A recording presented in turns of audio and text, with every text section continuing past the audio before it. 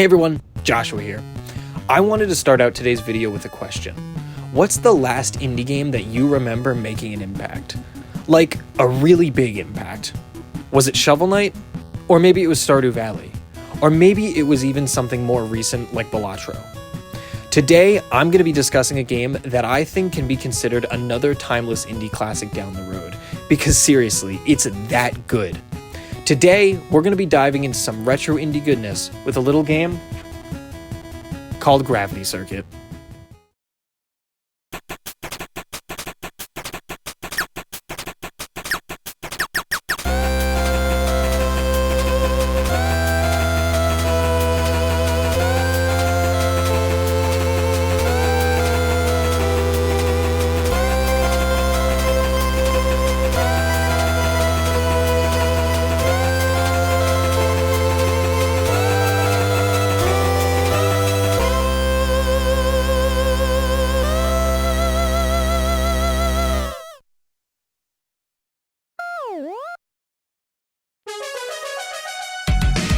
Retro revival has become a pretty big genre in gaming over the past decade or so, with games like The Messenger, Stardew Valley, and Shovel Knight being some of the biggest examples out there. It's easy to see how this genre got so big. In fact, there are so many games in this field now that can actually be pretty easy to overlook them at first. And I'll admit, Gravity Circuit was definitely under my radar for a while. I only wound up coming across it because a friend brought it to my attention, and I'm so glad he did, because this game is great. As far as the basic story goes, you play as Kai, the last surviving member of a peacekeeping group known as the Guardian Corps. During a citywide evacuation, you learn that your comrades, once thought to be decommissioned, are actually still alive. However, you also learn that they've gone rogue and are actually the ones causing all the havoc across the city. Now it's up to you to put a stop to each one of them and figure out why they've gone bad in the first place. That's the general story of Gravity Circuit, and right away you'll probably notice that it sounds pretty similar to a certain Blue Bomber.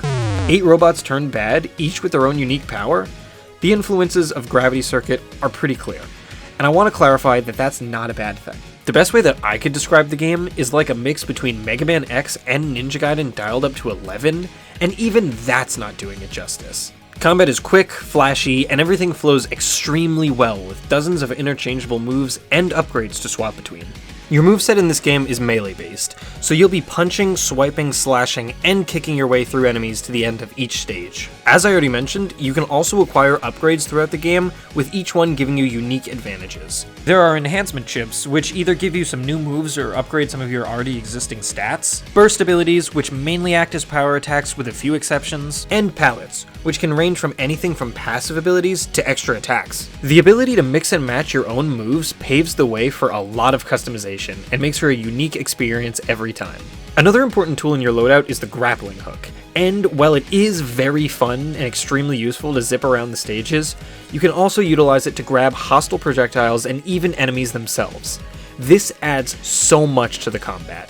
Grabbing an enemy's bomb and successfully throwing it back is satisfying enough, but things really start to get going once you figure out that you can actually throw the enemies themselves. This allows you to chain together attacks between multiple enemies, and once you get a good hold of the gameplay loop, the action never stops. I mean, seriously, it is so much fun. Gravity Circuit has 8 main stages and 4 endgame missions, so 12 missions total. It took me about 8 hours to beat the game, and that's just for the main mode alone.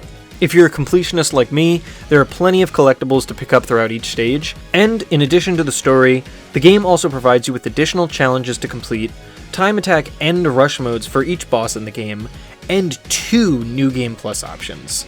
As you can tell, there's a lot to do in this game, and if you ask me, you're definitely getting your money's worth. Despite its influences, Gravity Circuit is still very much its own thing. From the fast, rhythmic gameplay to the catchy music and colorful but faithful art direction, everything in the game is implemented with such consideration and care. I had an absolute blast playing through this game, and I absolutely recommend it to anyone who's a fan of the retro revival genre. When it all comes together, Gravity Circuit makes for another timeless indie classic, and in my opinion, one that deserves to be up there right next to games like Shovel Knight.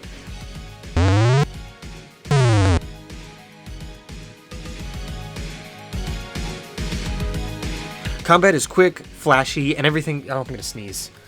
Oh, no. Oh, boy.